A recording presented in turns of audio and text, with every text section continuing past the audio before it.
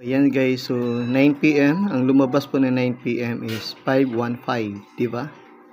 So ito na po yung mga nakukompute ko. Okay, kung napansin niyo po, di ba napansin mo, meron din naman akong another na 215, 202, 505, 212. Okay?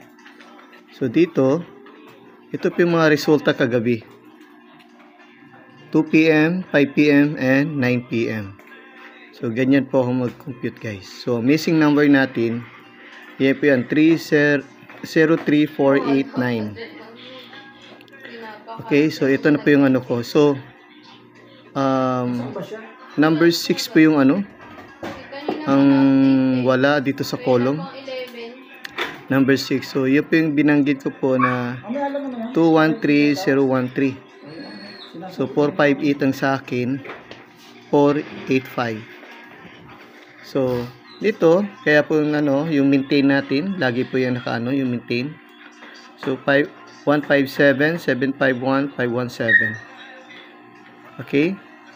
Yan, so napansin niyo po, ito may ABCD.